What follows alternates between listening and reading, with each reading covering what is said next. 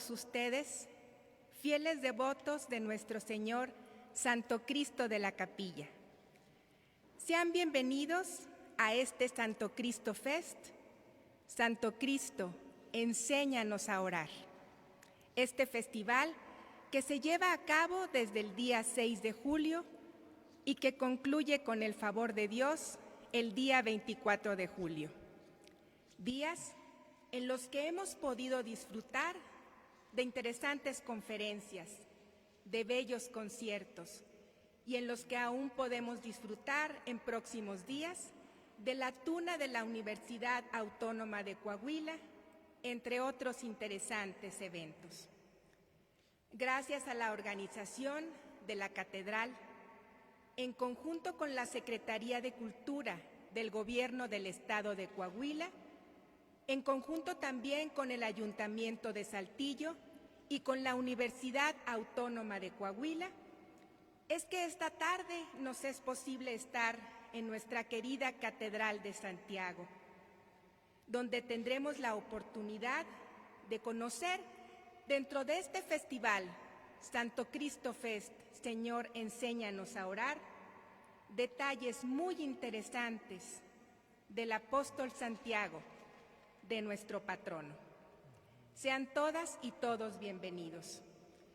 En esta tarde agradecemos especialmente la presencia del Padre Juan Manuel Ledesma. Muchísimas gracias, Padre. Un fuerte aplauso, por favor.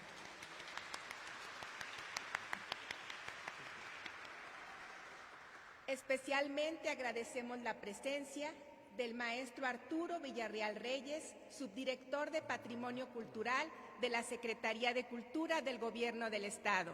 Un fuerte aplauso, por favor.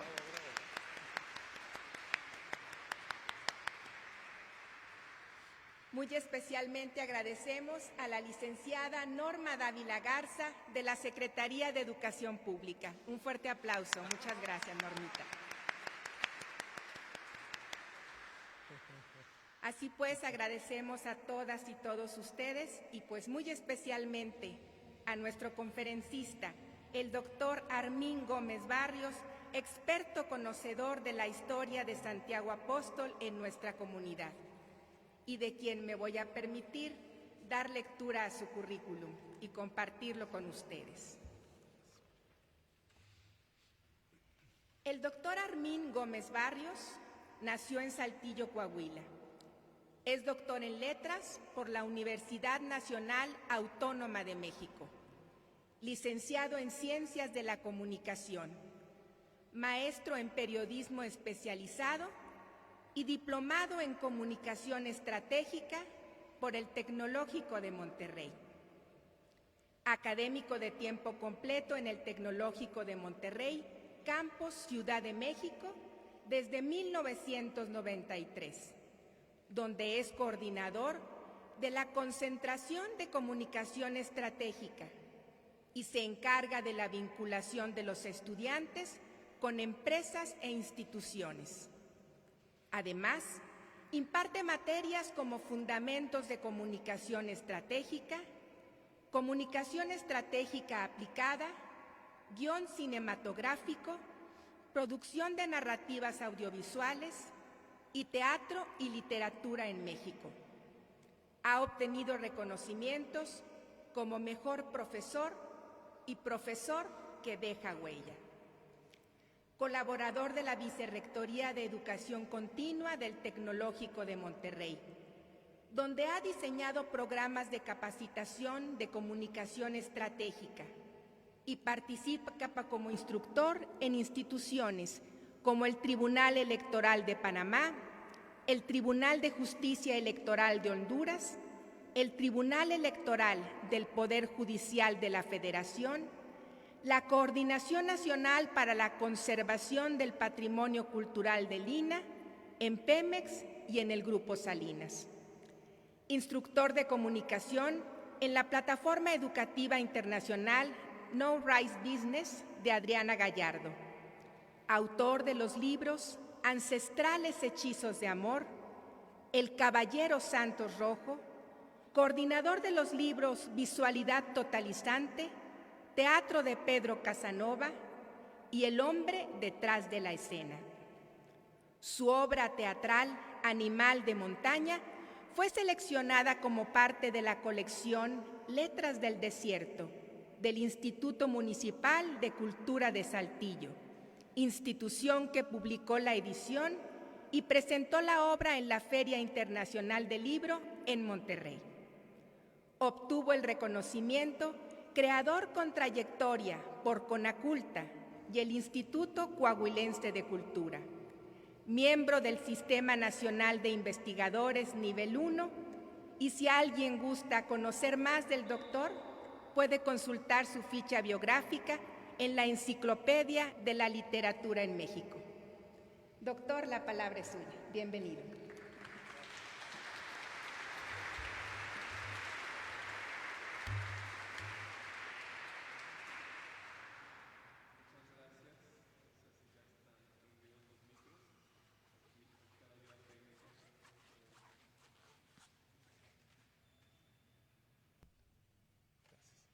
Bueno, sí, ahora sí. Pues muy buenas tardes a todos y a todas. Les agradezco mucho estar aquí en esta tarde lluviosa. Le decía yo al padre Juan Manuel que cuando se habla de Santiago Apóstol, llueve porque Santiago es el hijo del trueno. Entonces no hay momento en que se hable de él que no caigan pues rayos, truenos, relámpagos y muchísima lluvia. Estoy profundamente agradecido, muy emocionado de estar aquí en la catedral de mi tierra de Saltillo. Pues de estar estoy lejos de la ciudad, vivo en la Ciudad de México, y para mí regresar a Saltillo siempre es un motivo de mucha emoción, de mucho contento, de reencontrarme con familiares y amigos muy queridos y pues presentarme la tumba de mis padres, ¿verdad? Para rendir homenaje a este terruño. Perdón la emoción. Es por la segunda vez que tengo el orgullo que me han invitado a Santo Cristo Fest. Yo como creyente he recibido mucho de este espacio sagrado, simbólico, de nuestros símbolos de identidad como el Santo Cristo, como Santiago, y pues me siento también con esta necesidad de compartir algo de lo que me ha tocado investigar, buscar, con motivo pues también de mis propias investigaciones, de mis obras literarias, que para mí pues de todo esto que han leído la maestra Fabiola, pues lo que más me gusta es la parte de creación literaria, y eso es lo que me ha llevado a estudiar la historia de Saltillo. Yo no soy tan experto, yo soy aficionado a los temas de la Fundación de Saltillo, lo cual me llevó a investigar el tema de Santiago y pues particularmente a uno de los pobladores, que era el Caballero Santos Rojo, que es el título de uno de mis libros. Pero pues sin más, si gustan, vamos a abordar el tema que nos congrega justo en este lugar donde está Santiago Apóstol, allá en el altar mayor.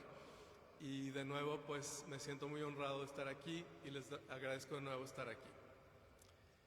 Pues miren, vamos a revisar entonces un poco. El título se llama de la conferencia, nada más que el aparato me dé chance. Es que se me hace que no estoy dirigiendo a donde debo. Santiago, el patrono olvidado de Saltillo. Este es el de abajo, pero lo tengo que direccionar. Es que está apagado. Ahí está. Sí, pues es que hay que prenderlo para que funcione. Santiago, el patrono olvidado de Saltillo. Ahorita vamos a ahondar por qué este título de esta conferencia y en qué sentido está olvidado, ¿no? Está presente, aquí está, ¿verdad?, delante de nosotros, pero de alguna manera ha sido un poco desplazado por otros elementos de identidad de la ciudad. Bueno, aquí la primera imagen pues es justo la del altar mayor de aquí de Catedral. Pues miren, el origen histórico de Santiago fue el haber sido apóstol de Jesucristo. Fue, ya si ustedes revisan la historia bíblica, pues está en este lago, que esa es la imagen que quise plasmar ahí, el lago Tiberíades, la ciudad de Tiberias, que es una de las ciudades que está alrededor de este también llamado Mar de Galilea. Y fue donde Jesús se encontró con algunos pescadores. Es un mar interior, es un lago muy grande, y entonces les llamó y les dijo: ustedes quiero que sean pescadores de hombres. Y entonces Santiago, junto con su hermano Andrés, junto con Juan y Pedro, son los que primero llama Jesucristo para aunarlos a esta misión que él se proponía, pues de dar testimonio de la fe. Y entonces es la primera aparición de Santiago en nuestro universo, digamos, del conocimiento. Es decir, Santiago era el amigo de Jesús, uno de sus primeros discípulos, y que hace esta transición de este oficio tan noble de ser pescador para seguirlo en su recorrido y en su vida pública. Entonces Santiago, curiosamente, tiene un papel muy relevante. Bueno, eran 12 apóstoles, pero de esos 12, Santiago le toca presenciar y ser el testigo de honor de acciones milagrosas de Jesucristo, como unas que menciono ahí, que es su transfiguración, donde Jesucristo se muestra como una entidad sobrenatural, se transfigura en luz, y es Santiago uno de los que está atestiguando, por lo que tenemos la evidencia de lo que sucedió. También le toca este momento donde dicen: pues es que ya fuimos a pescar y no sacamos nada, y Jesús les dice: no vuelvan a echar las redes. Y dicen: ¿ya para qué? Si ya vimos que no salió nada. Y entonces cuando vuelven a echar las redes, salen tantos peces que las redes se rompen. Entonces, otro momento inexplicable, otro momento donde tenemos evidencia del milagro de Jesucristo. Y por último, bueno, hay algunos otros momentos, pero a mí particularmente me impresiona cuando hay una niña que ya murió, la hija de un soldado, y que le piden: oye, dale la mano a este hombre que está muy triste porque su hija se murió, y Jesucristo la vuelve a la vida.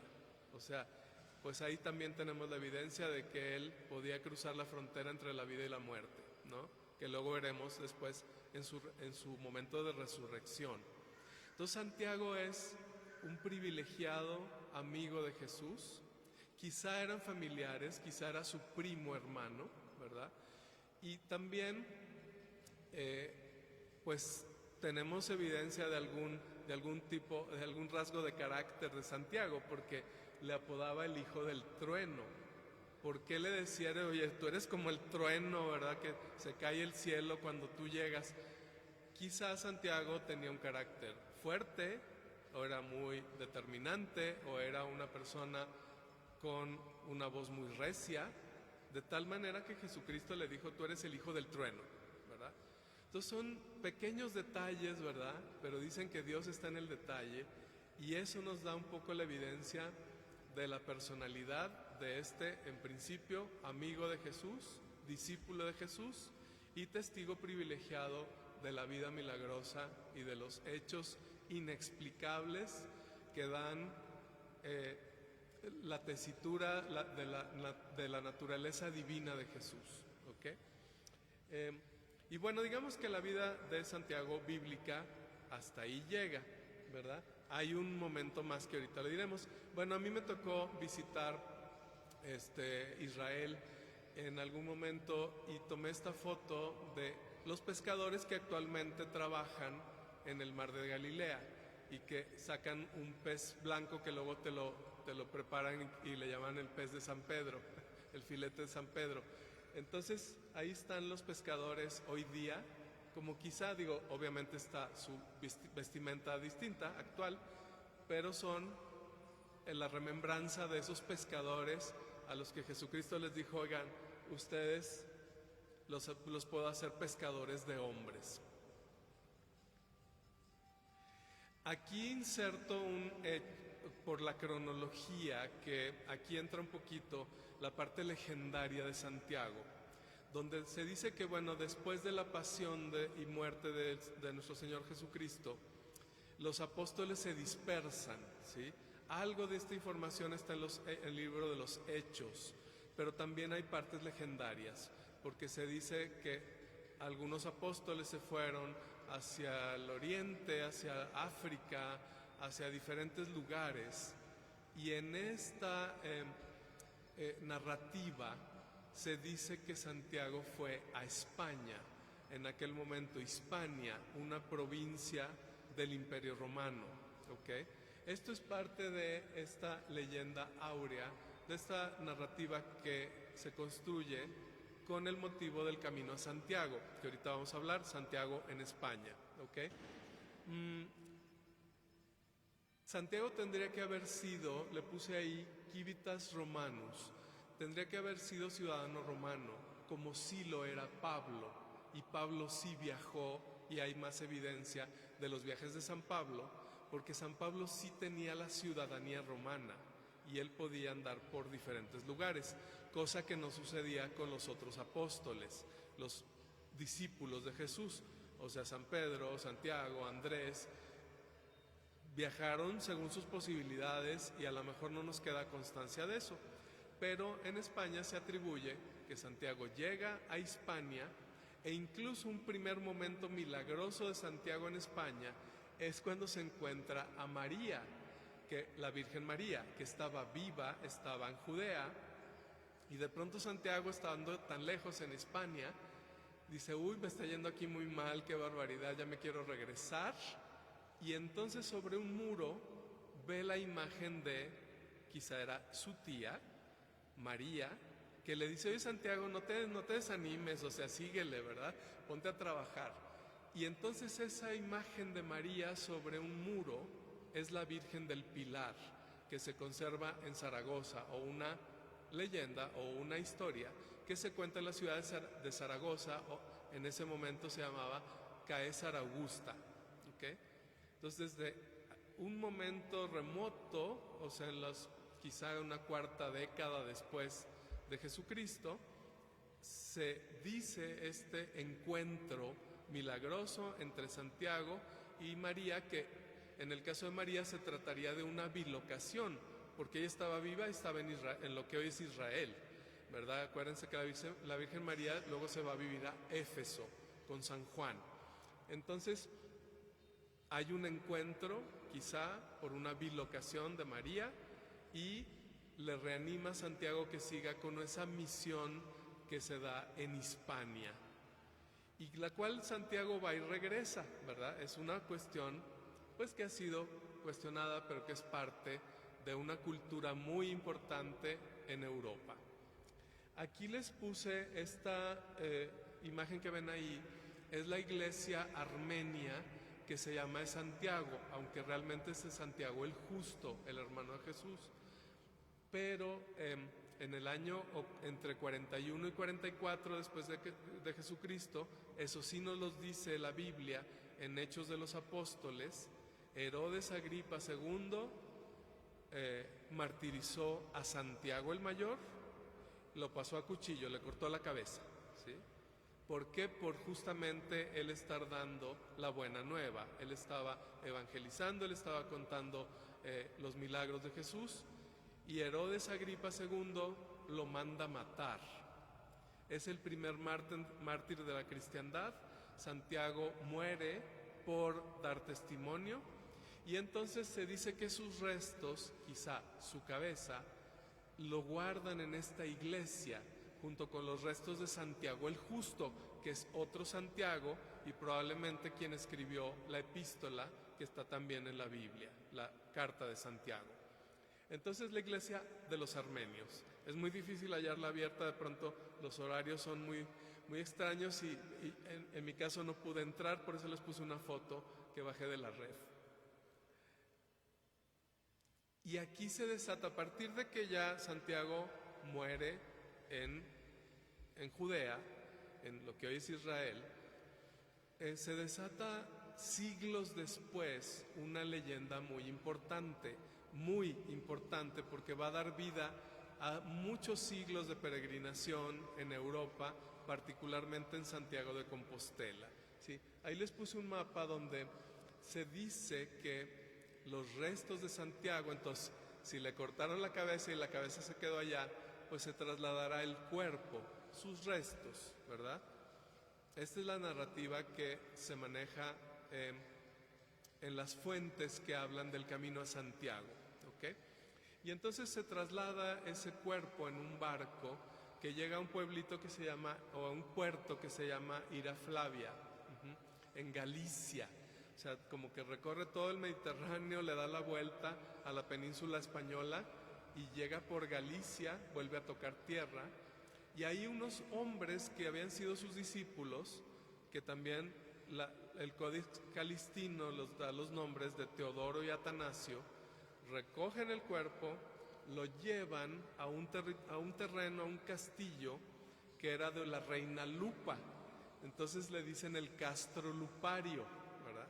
Donde le dicen, oye, ¿nos puedes dar un espacio para enterrar estos restos de un santo? Y ella dice, no, váyanse de aquí. Ella no los deja. Y luego, milagrosamente, el cuerpo como que se funde con una roca, da a entender que no se quiere mover de ahí, y la reina Lupa da el permiso que en el Castro Lupario se entierre a Santiago, ¿ok? Esto idealmente habría ocurrido en un primer siglo después de Cristo, ¿ok? Pasan muchos, bueno, ahí está, pasan 8 siglos, mucho tiempo, y bueno, las mismas fuentes dicen que es un inventio, o sea, una idea entre legendaria y probable, ¿ok? Donde ya en un siglo IX después de Cristo, lugar de entierro, que quizá era un mausoleo, era una tumba grande, quedó en el olvido, ¿sí? Y había un ermitaño que era Pelagio, que empezó a ver estrellas fugaces, ¿verdad? O sea, ¿por qué caen estrellas fugaces? Hay muchas estrellas fugaces. ¿Qué está pasando? Aquí en este campo que caen las estrellas hay un hecho milagroso, ¿ok? Entonces Pelagio va con el obispo Teodomiro y le dice, oiga, obispo, pues hay algo muy raro, ¿por qué no vienen a ver? Y entonces redescubren la tumba de Santiago, que es este mausoleo de ciertas dimensiones, como señalando que había un personaje importante enterrado ahí. Y entonces Teodomiro, no le queda duda, dice, es el apóstol Santiago. ¿Cómo supo? No les puedo decir. Él supo. Él tuvo una inspiración divina para decir, esto que está aquí son los restos de Santiago, el discípulo de Jesús. Y entonces convocan al rey Alfonso II. Dicen, oye, Alfonso, es que hay evidencias de un milagro, están cayendo las estrellas. Este campo de estrellas es la sede de un santo. Y entonces se funda Santiago de Compostela, ¿ok? Campo de estrellas, Compostela.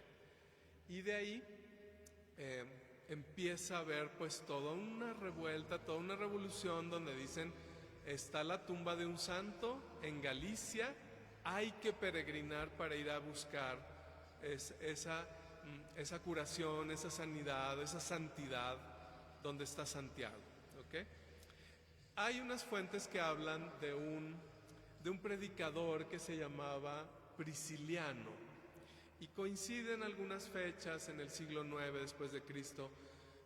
Prisciliano era un religioso, era un predicador, pero él estaba un poco contagiado de un pensamiento mágico. Entonces Prisciliano hacía algunos rituales en el bosque y hacía como comida, en vez de consagrar el pan y el vino, consagraba uvas, como que hacía algunos cambios en la liturgia de acuerdo a lo que él creía. Entonces Pelagio fue perseguido y también lo mataron, ¿sí?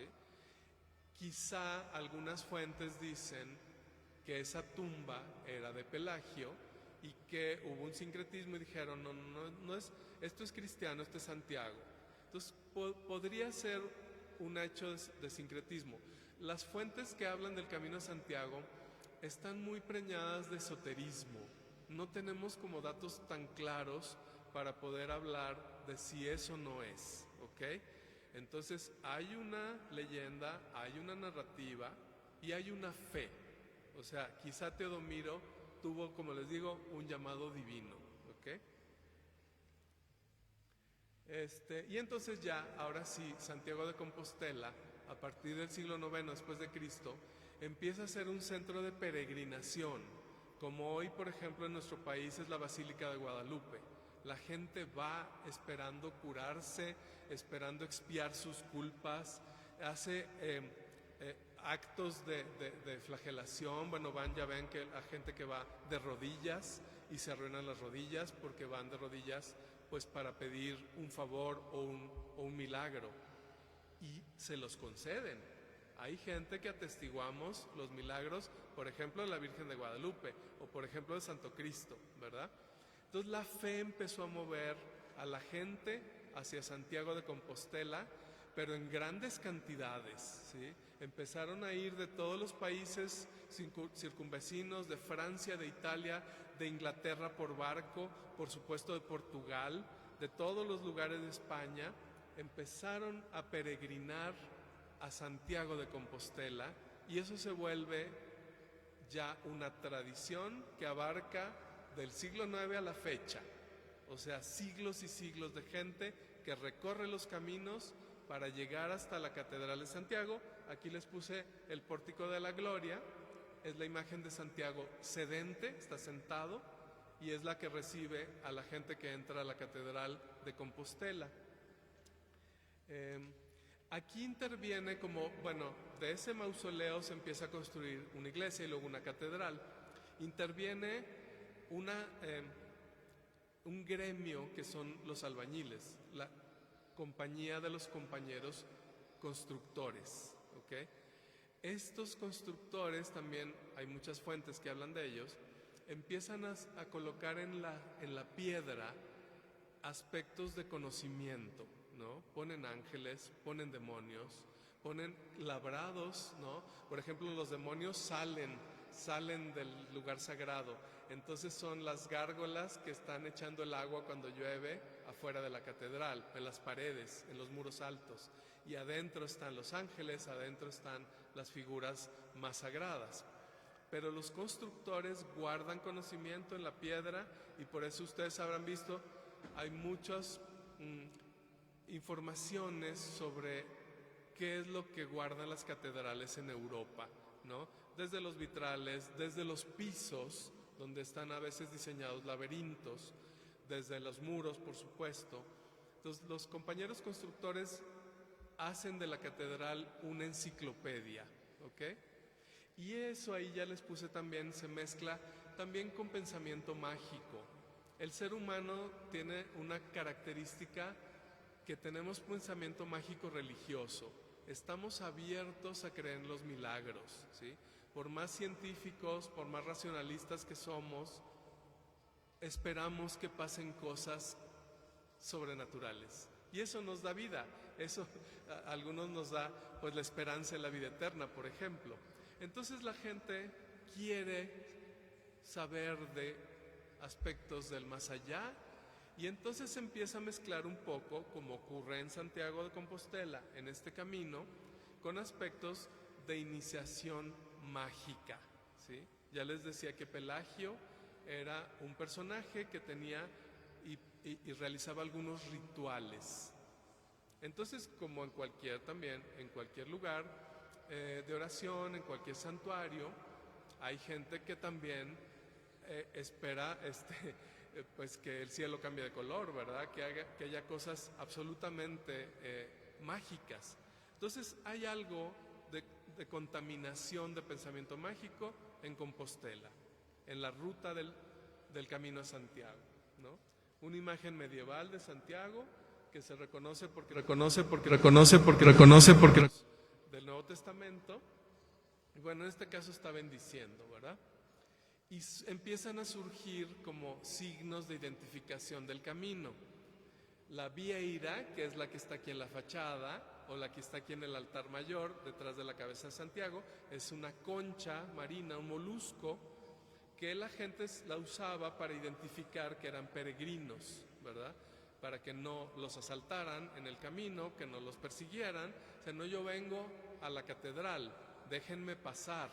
Entonces la vieira era como el pasaporte y se lo ponían en la capa o en el sombrero, ¿ok? Y entonces también pues un báculo, un bastón para caminar, taparse del frío porque Galicia es muy lluvioso, como está ahorita, ¿verdad? El guaje para el agua y un sombrero para el sol, ¿verdad? Y los caballeros, estábamos justo hablando aquí con Hugo Amezcua de las órdenes de caballería, que también surgen como era un camino. Hay muchos caballeros, muchos nobles que cuidan el camino. Y entonces se crea la orden de los hospitalarios, de los caballeros de San Juan. Posteriormente surge una orden de los caballeros de Santiago. Y entonces adoptan el símbolo de la cruz espada, que la pueden ver aquí en el altar, arriba. Nada más que aquí pues el pico de la espada ya no está. Ese se lo mochamos, ¿verdad? Quizá en un sentido decir, no estamos hablando de un Santiago bélico, de un Santiago caballero que mata moros. Es un Santiago pacifista que va caminando para llegar a un objetivo. Es un Santiago peregrino, ¿ok? Pero ahí está la cruz espada también aquí. Bueno, ahí les puse unos que van con digamos como un uniforme de los peregrinos, que es esa capa, estos sombreros, los bastones, etcétera, ¿verdad? Se absorbe una filosofía de las órdenes mendicantes. Como iban caminando, mucha gente muy humilde que no tenía forma de llegar más que a pie, pues se contagian un poco el espíritu franciscano, de pobreza, de humildad, de sencillez, de ir a hacer una reverencia a un lugar sagrado. Y también están aquí estos gremios, ¿verdad? Los caballeros, los constructores, gente que está alrededor del camino. Pero todo eso va creando una simbología enorme, ¿verdad? Por eso es importante recordarlo y traerlo a Saltillo. Justo por el tema de las órdenes de caballería, estos guardianes del camino, donde también probablemente estuvieron estos misteriosos y elusivos caballeros templarios, que tampoco tenemos muchas fuentes fidedignas para hablar de ellos, pero eran guardianes, usaban armas, quizás hacían votos de pobreza, obediencia y castidad, ¿sí? Eran guardianes, pero entonces iban armados. Por eso Santiago bélico, Santiago Matamoros, lleva la espada, va montado en un caballo y ahí no se alcanza a ver, pero va cortando cabezas, sí. Es un Santiago guerrero. A mi punto de vista es un sincretismo con Thor. Ahora es muy popular Thor porque hay videojuegos y hay personajes en las redes de este dios nórdico que va a caballo, que también es el dios de la guerra y que también es el dios del trueno, ¿ok? Entonces por ahí yo pienso que hay un sincretismo donde ya en el esquema del cristianismo, Santiago es un caballero que va a caballo blanco. Bueno, y en el siglo IX también está pues la guerra entre los castellanos y los musulmanes, y entonces Santiago entra como un signo de identidad de los castellanos. En Santiago cierra España y quitan los moros, por eso Santiago les ayuda a matar moros. Como ven, esta es una idea muy fuerte, ¿verdad? Es santo, pero asesina, pero es un guerrero. ¿Cómo? Hay un sincretismo y hay un objetivo para estas órdenes de caballería de hacer una identidad nacional en torno a la figura de Santiago. Y en Palestina, en su origen, Santiago a lo mejor no usaba el caballo, pero en España anda a caballo, ¿ok? Ahí está Thor. Yo creo que Thor también hay un sincretismo en los santos cristianos que van a caballo, como San Jorge o como San Martín Caballero, ¿sí? Quizá hay algo que se mezcló en el pensamiento antiguo y entonces dio por resultado el santo cristiano a caballo. Un antecedente probablemente pueda ser este dios nórdico que se llama Thor. Como les digo, hijo del trueno también. Y luego ya llega América. Sí, ya vamos por la mitad, ahí vamos avanzando, ¿okay? Para que no se me desesperen. Y por supuesto al final podemos hacer también preguntas. Pues en el siglo XVI se da el encuentro de dos mundos, ¿verdad? Como ustedes saben, llega Colón a la isla, primero una islita por ahí del Caribe y luego ya la Española, y entonces se da el encuentro de dos mundos. Llegan los europeos a América.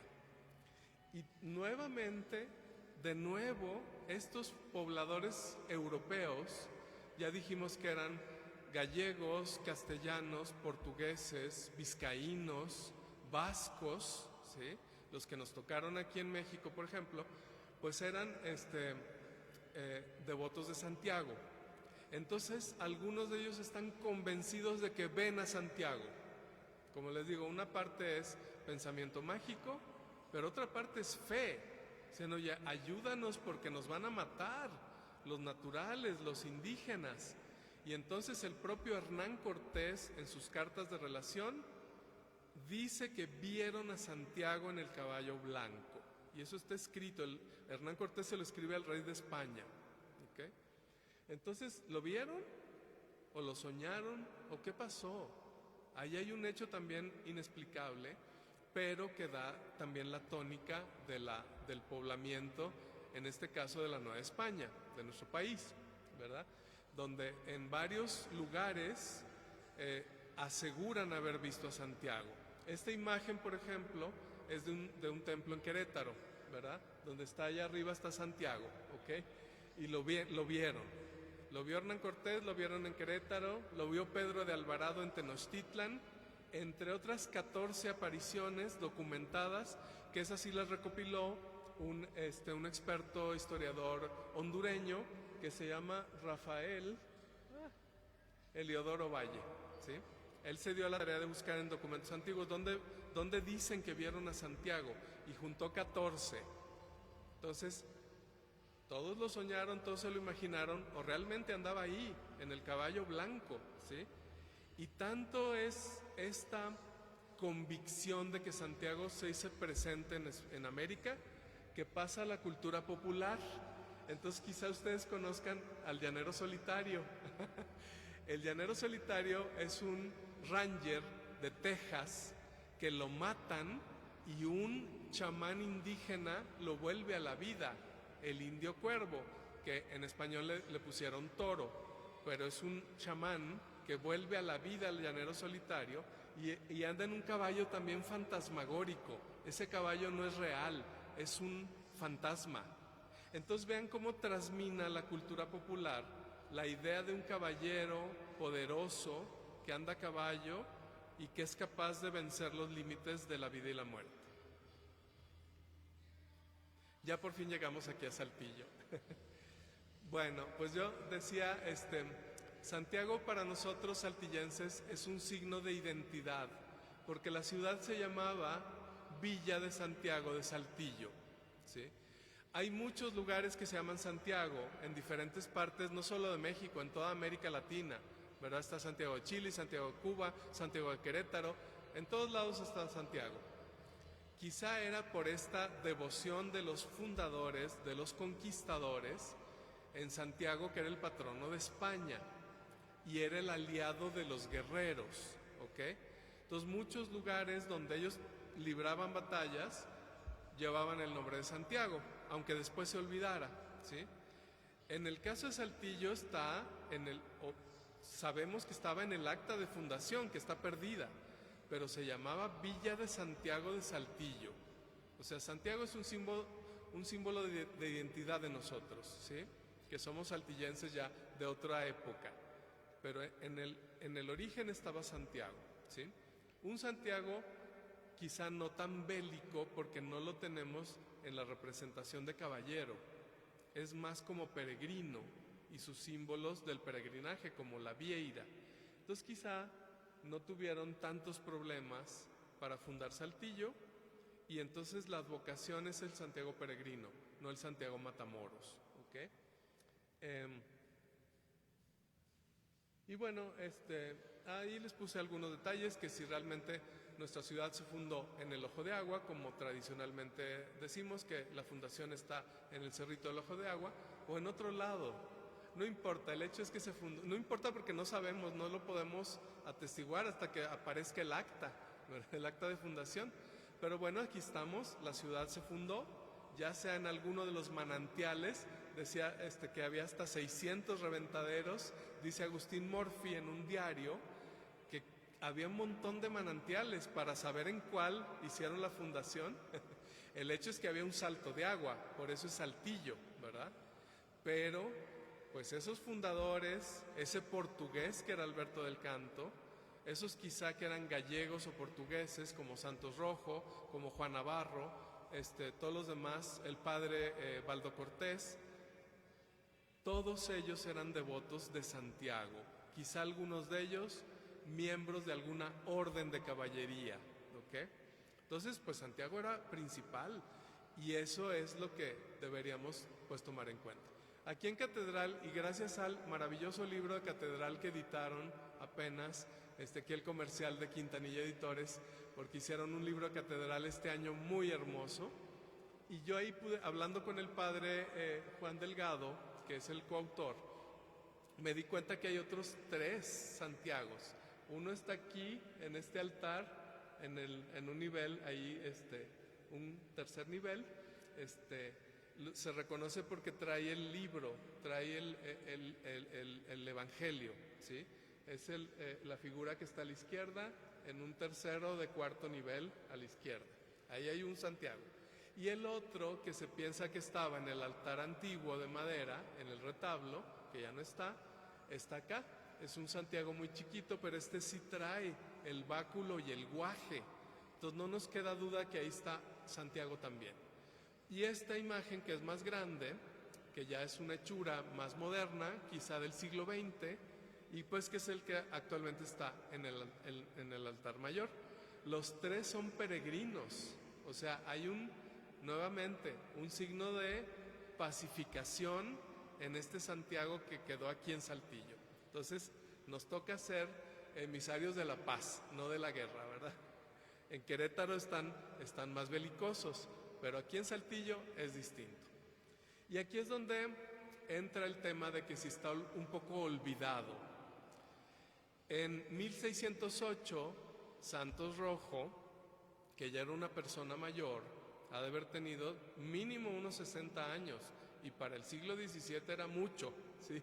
Los que tenemos casi esa edad, pues nos sentimos muy jóvenes, pero en otra época, 60 años era una persona ya muy mayor.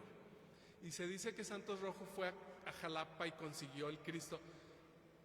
Pudo haber ido él, pudo haber mandado a sus arrieros, porque él tenía gente a su servicio, o pudo haberlo mandado fabricar y haberlo recibido aquí en Saltillo, así comunicarse por medio de los mensajeros, de los caminos, de los arrieros. Es decir, necesito una imagen para Saltillo. Entonces fue por él, lo mandó traer o lo mandó fabricar. Y donde a lo mejor aquí se habla que quizá aquí mismo lo fabricaron, o quizá en el Bajío o en Xochimilco, donde se hacen las imágenes de pasta de caña de maíz, imagen ligera, apta para ser llevada en procesiones. O sea, el Santo Cristo es muy ligero porque inicialmente su cometido era pasear por todo el pueblo, no nomás la plaza, por todas las calles de la villa de Santiago de Saltillo, ¿verdad? Pero entonces, ¿por qué hizo Santos Rojo? ¿Por qué buscó la imagen sagrada? Acuérdense pues que había varios tipos de pobladores aquí cerca: los criollos europeos acá en Saltillo, los tlaxcaltecas que llegaron en 1593 al pueblo de San Esteban, y los propios naturales, los chichimecas, los rayados, los borrados, los de los pueblos originarios de nuestra región. Entonces, Santos Rojo debe haber dicho, oye, esto es un mundo, ¿verdad? Se pelean por el agua, se pelean por los linderos, se pelean porque uno va a caballo y otro va a pie. Ya basta. Tenemos que hallar un símbolo que sea igualmente importante para todos. Y esa es un poco la tesis que yo desarrollo en mi investigación. Es decir, Santos Rojo quería un signo de paz, igualmente importante para varias naciones. Entonces, el que sea la pasta de caña de maíz, la planta sagrada de Mesoamérica, con el signo del cristianismo, que es el crucificado, que es Jesucristo, pues también hay un poquito de sincretismo. Ya en aquel momento ya estaban bautizados, los naturales ya no daban, ya no hacían adoración de Xipetotec o de Tonantzin, ya eran cristianos, pero aún así había reminiscencias. Entonces Santo Cristo une, porque Santo Cristo es maíz y es Cristo. Entonces, de alguna manera, otra vez vuelve a salir la devoción popular, la gente se vuelca al culto, a la devoción de Santo Cristo, y un poco se quedó olvidado Santiago, ¿no? El patrono de los fundadores, de los conquistadores, de los españoles, ¿no? Algunos signos de identidad que rechazamos al ser nosotros ya mestizos, pues se busca el mestizaje también en un Cristo moreno, de piel morena. Pero sigue siendo Santiago el patrono de catedral. Aquí están sus símbolos, como la concha, la vieira que está en la fachada, está en el altar. Por ahí hay un mosaico donde está el báculo y el guaje, ¿sí? Y pues en sí es el patrono de catedral. Me explicaba el padre Juan Carlos Delgado que no es el patrono de la diócesis, no está declarado Santiago como un patronazgo más allá de la catedral. Pero pues ya qué más quieren, con la catedral tenemos, ¿verdad? Entonces es el patrono, la figura central de la catedral, y determinó aspectos arquitectónicos. Entonces tiene más de una razón para seguir siendo una figura y un personaje importante en Saltillo. Bueno, aquí les puse, Santiago, que aquí lo están viendo, la cruz espada mocha, ¿sí? No está la espada. Pero contrasten con Querétaro, donde está a caballo y está en una actitud muy beligerante. En Santiago lo tienen como caballero, poderoso y guerrero, ¿ok? Y está tanto en la fisonomía de la ciudad, porque hay una escultura en una plaza pública, como en las fachadas de varias iglesias, no solo de la Catedral de Santiago, de Querétaro hay una iglesia catedral, en otras iglesias también está Santiago. En las plazas hay mosaicos, está por todos lados en Querétaro. Y el nombre oficial de Querétaro es Santiago de Querétaro. O sea, ahí no lo quisieron perder. Aquí está la iglesia del barrio de la Santa Cruz, que es donde se lleva a cabo la danza. Ahora, hablando de sincretismo, ¿verdad? Aquí también tenemos los matachines o matlachines. Pues ahí también está el sincretismo, ¿verdad? Las formas de devoción ritual antigua, prehispánica, que ya se cristianizan, pero se siguen llevando a cabo con ciertos elementos que recuerdan la época prehispánica, como los tocados de plumas, como las sonajas, como el arco y la flecha, algunos detalles que recuerdan. No son danzas prehispánicas, los matlachines es un producto también del mestizaje, ¿ok? Pero pues están ahí, nos alegran con su colorido, con sus plumas que ya no son de aves en peligro de extinción, ya no son de quetzal, pero sí son plumas muy vistosas, ¿verdad? Y que, se llaman concheros porque, en Querétaro usan la concha del armadillo para hacer música. La concha del armadillo la rascan, entonces hace música y son concheros. Pero también se les llama concheros por la concha de Santiago, por esa vieira, ¿ok? Y pues hay una reminiscencia prehispánica, porque en la danza ustedes ven a los danzantes con su tocado de plumas, es como Quetzalcóatl, es como el dios diurno de prehispánico, y el viejo de la danza, ¿sí? No sé si les ha metido la muñeca en la boca, alguna vez a mí me llegó a meter la muñeca, ¿verdad? Porque ese viejo de la danza representa al demonio, ¿sí? Hay muchas otras cosas, pero es el contraste entre la luz y la oscuridad, entre el dios emplumado, que era Quetzalcóatl, y el dios oscuro, que era Tezcatlipoca. Y para ellos no era un demonio, era simplemente la versión de la noche del dios creador, ¿no? Quetzalcóatl y Tezcatlipoca. Y dice Miguel Sabido, muy buen amigo de Saltillo, que es un ritual que tiene quizá 3000 años de antigüedad. Y todavía lo tenemos, pues, la reminiscencia en la danza de matlachines. Les quiero brevemente referir esta historia, la pueden checar en YouTube con mayor detalle, porque me tocó verlo. Es un Santiago que está, como ven, a caballo, casi medía 3 metros. Imagínense, es un caballote y un Santiago enormes, en el poblado de Izúcar de Matamoros, en Puebla. Vino el terrible, muy terrible terremoto, yo lo viví, del 19 de septiembre de 2017. En Izúcar de Matamoros se cayó la cúpula, así como están viendo a Santiago, se le cayó la cúpula encima y Santiago quedó hecho polvo. No quedó nada. Bueno, a mí me tocó ver un ojito de Santiago en una mesa, ¿sí? Ya cuando lo llevaron al Instituto Nacional de Antropología e Historia, a la Coordinación de Patrimonio Cultural, donde con muchos cuidados, muchos detalles, restauraron a Santiago, básicamente al ser humano, a Santiago. El caballo sí lo volvieron a hacer de cero, pero Santiago lo reconstruyeron con los pedazos que habían quedado de esta cúpula que se le cayó encima. Y lo quise mencionar porque en esta población que se llama Matamoros, Izúcar de Matamoros, pues es su santo, es su imagen de su iglesia. Entonces, como se lo llevaron a Coyoacán, a la Plaza de Churubusco, donde está Patrimonio Cultural, cada 25 de julio, a lo largo de 3 o 4 años, iba la gente de Izúcar de Matamoros a cantarle las mañanitas a Santiago, allí en Coyoacán. ¿Okay? Entonces, para que ustedes contrasten, ¿y por qué decimos que aquí está un poco olvidado? No le cantamos las mañanitas a él, ¿verdad? Se las cantamos a Saltillo, pero no a Santiago.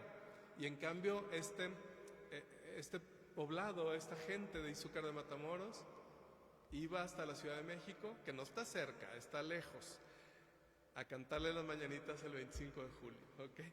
Entonces, es un detalle y cómo esta devoción, este interés que tenía la gente en esta imagen, es una representación, pero vivimos de representaciones. Nos vestimos de ciertos colores, nos ponemos ciertos accesorios, vivimos con la representación del mundo. Entonces, él representa la fe y lo pidieron que se reconstruyera, no lo quisieron dejar morir, revivió. ¿Okay? Ya vamos acá. Ahí está, él es el Santiago de Izúcar de Matamoros, ¿sí? Ya restaurado, ya aquí es como lo reconstruyeron, como les digo, con los materiales que quedaron y con los mismos materiales orgánicos que había sido hecho la imagen original, también pasta de caña de maíz. Y bueno, ya por último decirles un poquito de Compostela. Hoy está, gracias a las redes, hay muchas promociones para que vayan y hagan el Camino a Santiago. Si tienen muy buena condición física, pueden hacerlo a pie o en bicicleta. Pueden hacerlo de un pueblito más cercano a Santiago o pueden hacerlo desde la frontera de Francia hasta Compostela, que son como 800 kilómetros. No sé cuántos, es muy lejos. Se lleva una semana, ¿verdad? Caminando. La gente que lo ha hecho, como un querido compañero de nosotros, el padre José Alberto de la Garza, que hizo ese camino, pues se llevó toda la semana. Y gente que quizá por ahí conocen que haya hecho el camino. Entonces, actualmente es entre el atractivo turístico y algunos la fe y la cuestión religiosa.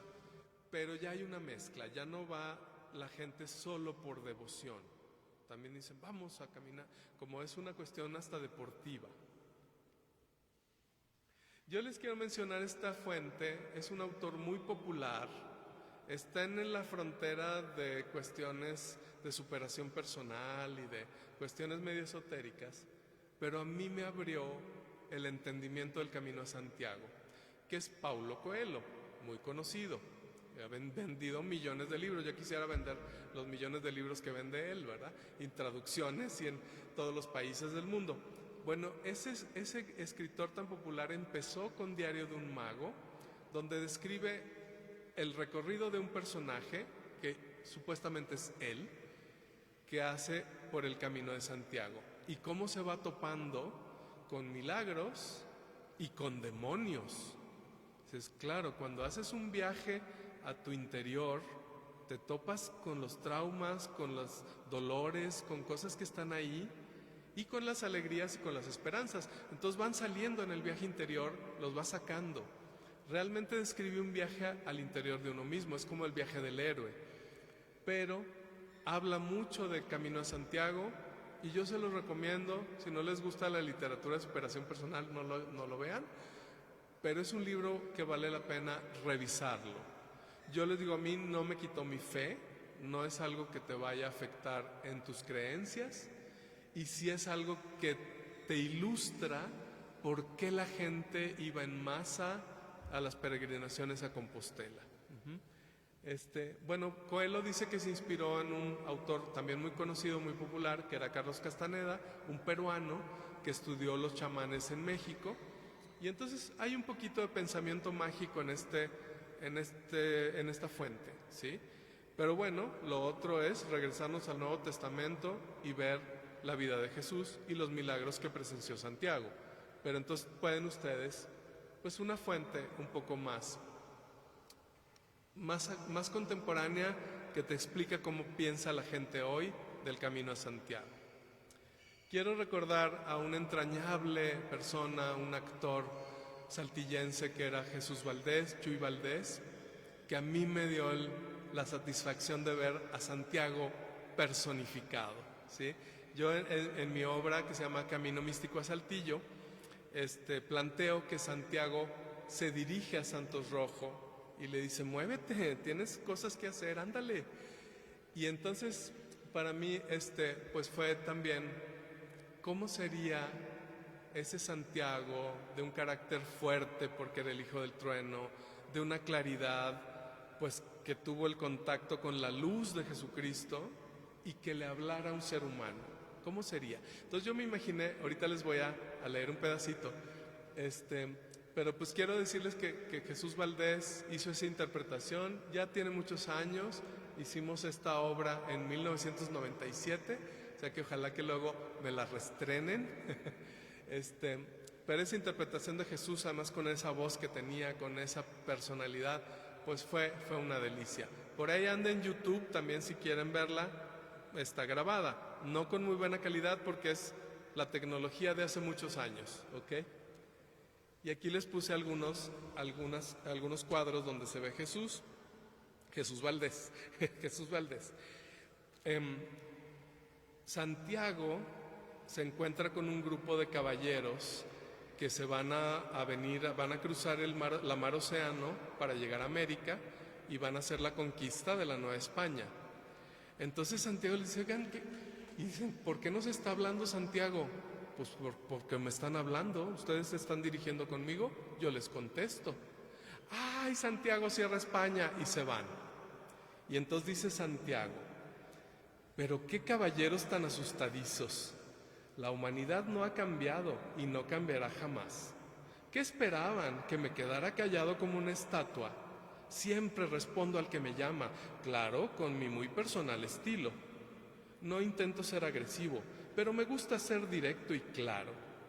Por algo Jesús me apodaba Hijo del Trueno, ese primo mío tan ocurrente. Mal haría yo en condescender con aquellos que se aprestan a levantar velas rumbo al nuevo mundo. Es mejor que se preparen, porque llegando allá no habrá vuelta atrás, dice Santiago en un parlamento de esta obra de teatro, y ahí caracterizado por Chuy Valdés. Y pues finalmente, bueno, esta es la portada de este libro, reeditado ya por por Quintanilla Editores. Por aquí hay algunos ejemplares. Pues como les digo yo, para mí fue un honor también que nos dieron acceso al mural de González Camarena, que está en el Palacio Municipal de aquí de Saltillo. Ahí están representados los fundadores. Probablemente el que está al centro podría ser del Canto, Alberto del Canto, pero que tiene tiene el trigo en su mano, tiene unas espigas de trigo, podría ser Santos Rojo, que fue hacendado, cambió de ser soldado para cultivar la tierra, allá por los Valdés, que estaba su hacienda, ¿sí?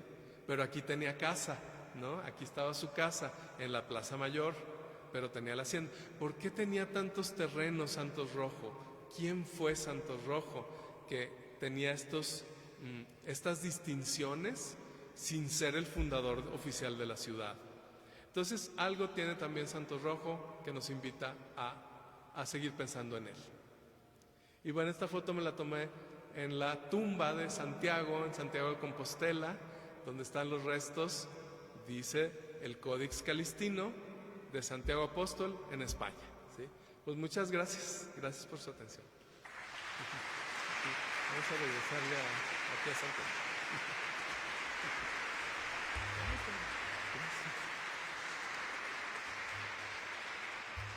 Muchísimas gracias, doctor, por su magistral conferencia, Santiago Apóstol, el patrono olvidado de Saltillo. Ahora queremos ver si alguna persona tiene algún comentario, alguna pregunta para el doctor Armin.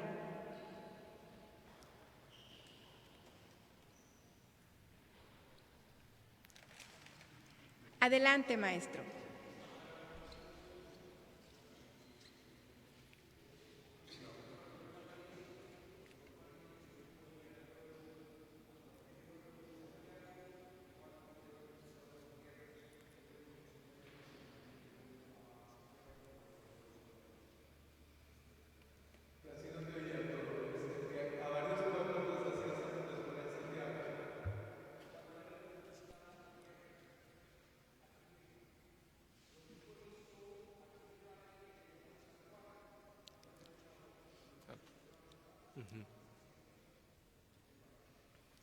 Claro, sí, que podía haber algunos elementos que determinaran esa nomenclatura de los pueblos, como donde había mucha agua le ponían San Juan, por el recuerdo de San Juan Bautista, o donde tenían alguna batalla contra los naturales y que entonces decían, es que Santiago fue el que vino y nos guió para ganarles.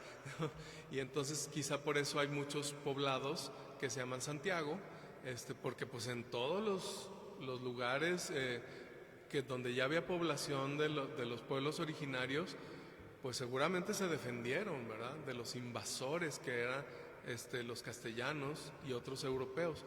Entonces, esa proliferación de nombres de Santiago puede obedecer a estos lugares donde tuvieron batallas y hubo, pues a lo mejor bajas incluso de la parte conquistadora de los españoles, ¿verdad?, donde hubo alguna baja y dijeron, es que aquí Santiago fue el que nos dio la necesidad, el triunfo contra los naturales, ¿no? Entonces, es probable. Eso yo creo que tenemos que investigarlo más para poder hallar este punto de decisión, si realmente esa era la razón, porque pues está también a lo largo de toda América Latina, ¿no? En Santiago de Cuba, en Santiago de Chile. Entonces, igual las batallas que libraron es esa remembranza de Santiago en su versión de caballero Matamoros. Sí. Muchísimas gracias, doctor. Muchas gracias por ilustrarnos en esta tan interesante conferencia. En este momento le pedimos al padre Juan Manuel Ledesma, párroco del Sagrario de Catedral, pase por favor. El padre hará entrega de un reconocimiento muy especial al doctor Armin Gómez. Gracias.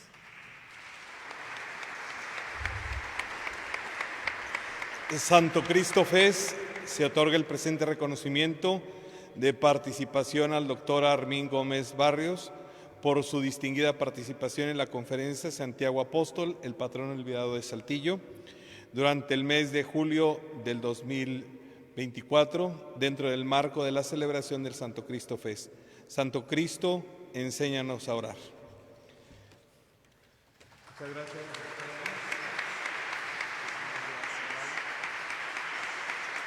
Y te entregamos una de las réplicas del Santo Cristo. Es un acercamiento a la imagen, ¿verdad? ¿Cómo no? Gracias por tu participación, doctor. Siempre será un gusto escuchar de otras voces que no sean las del mismo escenario de la vida religiosa, que alguien le siga llamando la atención la figura de un santo, porque entonces nos hace referencia a la trascendencia, que es lo divino. Y sabemos que a lo largo de este camino que nos has hecho recorrer desde la Escritura, porque este es un santo llamado por Dios, cómo ha inspirado de distintos ángulos la vida de muchas gentes, desde el guerrero hasta el caminante. Aquí hay gente que ha hecho el camino, levante su mano. También yo he hecho el camino. Entonces nos recuerda que somos caminantes hacia la patria celestial y algunos necesitamos una piedra para ahuyentar los perros, sí, un bastón para sostenernos, un guaje para tomar agua, y todos vamos teniendo distintas visiones, ¿verdad? Ahorita que nos encontrábamos, yo creo que los que se animen a hacer el camino también nos encontraremos con la lluvia.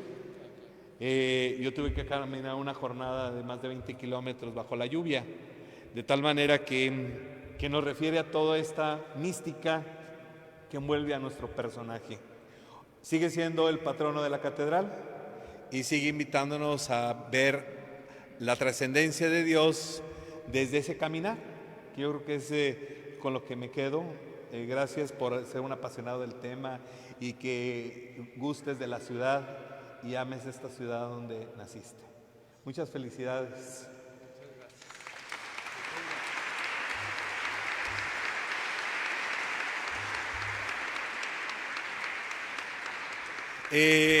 Creo que tenemos que va a empezar un concierto aquí afuera, ¿verdad? Entonces alguna interferencia tuvimos.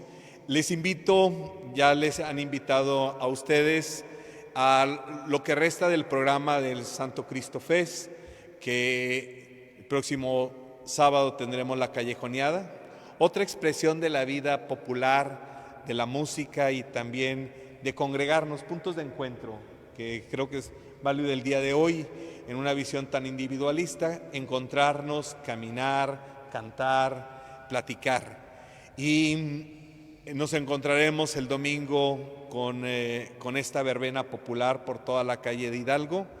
Para algunos será nada transitable ver a 900 o un poco más de gente danzando por las calles hasta aquí, hasta la catedral.